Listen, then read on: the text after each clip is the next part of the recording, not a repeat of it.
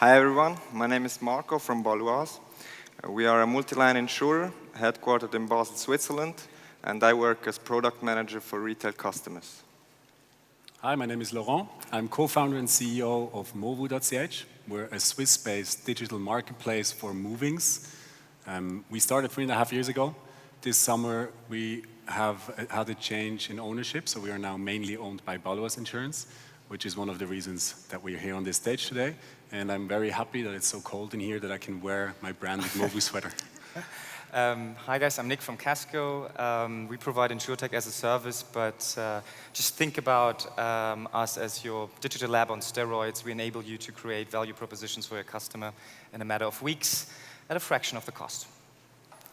Now, we know that insurance as it is today is not considered to be very customer-centric, but we decided to change that, or at least try to offer the right product at the right place and time.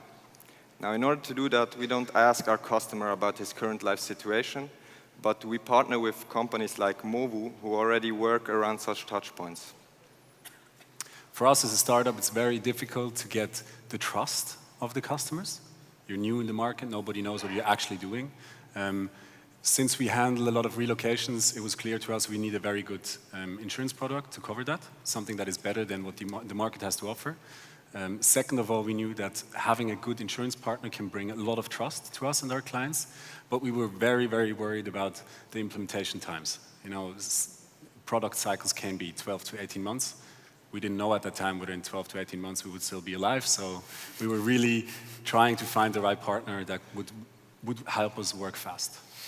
And that's really where we came in. So in theory, this is a match made in heaven. On the one side, you have a cool distribution platform that has customers, is growing, has data points about customers, actually gets them at a touch point in their life that is relevant from an insurance proposition. On the other hand, you have an insurance carrier who has a good brand, has scale, and a very flexible product design. But as Laurent already mentioned, now you get into the classical waterfall product development approach. 18 months, by anyone's standard, should be a really long time.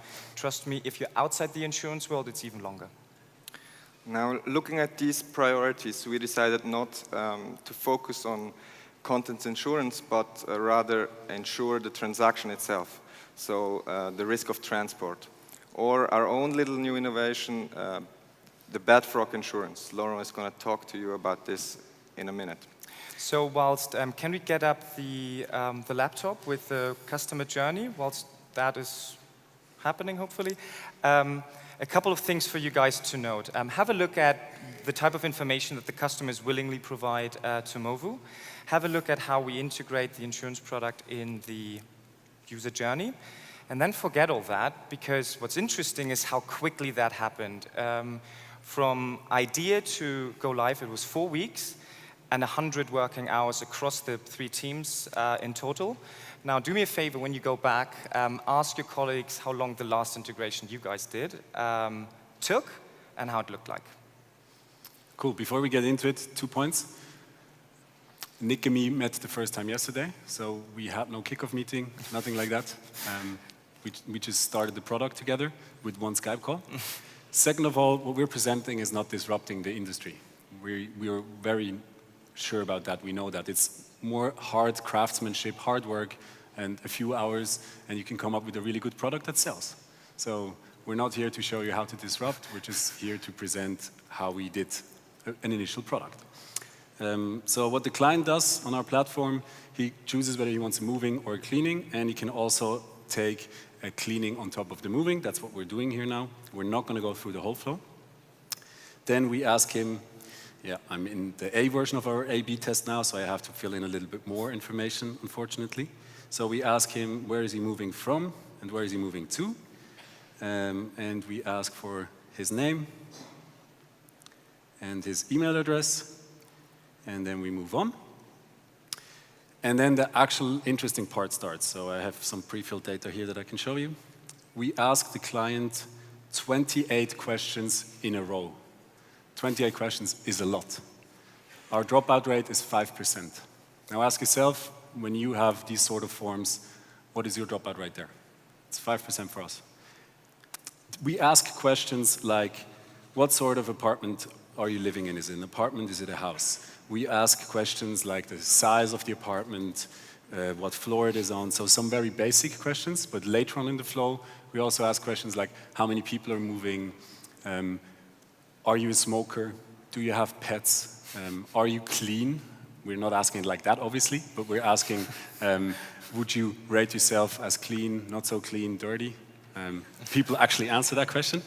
And after those 28 questions, which is a lot, we go in further. And I'm just quickly going to jump there. We ask for the inventory. We pre-filled one here already to make life a bit easier. And customers actually give us that because they really need to move. So here we have the living room with some plants, table, chair.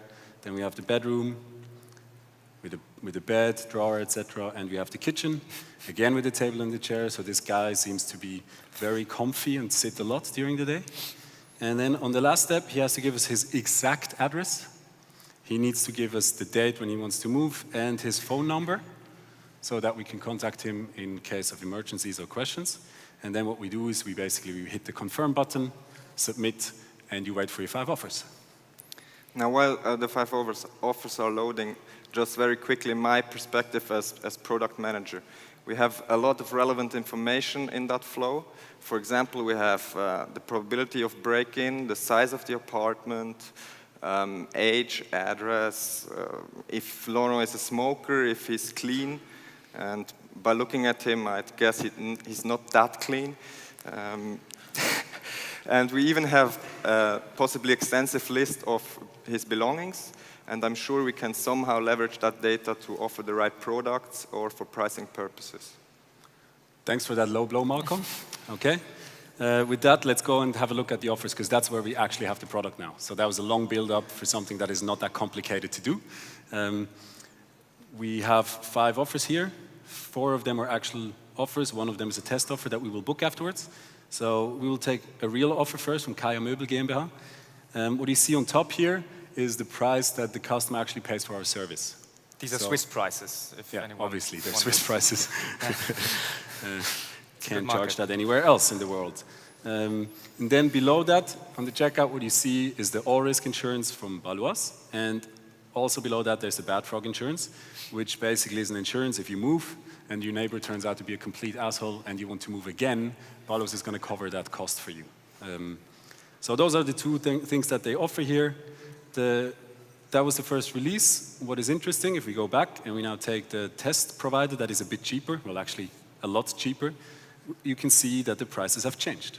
So the all-risk product has a dynamic pricing, so does the bad frog product. That's something we added in release 2 or 3 weeks after we released the initial product. Now, okay, this is only front end, it's not really that difficult, so we will go to the other part. First, you can see here also the information as a client if you want to. I'm a good client, so I will book obviously both those services. Because it's easy, I'm going to book with cash. I agree to the terms. I book. It's now loading a bit, but basically we're done now, and we can move on to show you the back end. Now, the front end we just saw is easy, right? But we also decided to work with Kasko because we wanted to scale our operations and not drown in Excel spreadsheets or manual processes. And the data Laurent provided in the process is transmitted directly and in real time into the backend, as you can see here. Exactly, we have even the contract attached. Crazy. And we can exit it at any time. Now, one more thing to mention. The set of products we initially wanted to start with was much larger than the set of products we actually started with. But we set ourselves a delivery deadline, and we stuck to it. And we were able to deliver the minimal valuable product and didn't focus on the most perfect product. So maybe just to wrap things up, there's a couple of interesting learnings we find, and we see these partnerships quite a lot.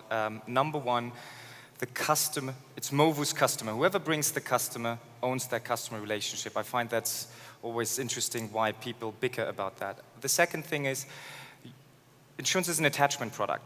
The customer is not here to buy insurance, the customer is here to move. That means whether Movu wants to monetize or inject trust or a little bit of both, or whether that changes. It's their decision to make that, and you'll need to adjust cover, pricing, process to their process, and not say, well, now just go to our website. The third point is imagine or be certain, once you've launched, that's just the first iteration. Build whatever process you have in mind, do it in such a way that you'll change it 20, 30 times around, because otherwise you're not going to increase the attachment rate, and just start doing it. Don't worry too much about platform strategy, just get it out the gate. You might find your vision on a PowerPoint, you don't find your customer there. So just to wrap things up, if you're an insurtech company and you want to scale into Switzerland, I really recommend you guys talk to Baloise. They've been really good to us. I imagine if you're in a corporate or a startup trying to how this thing works, you have some war stories to share.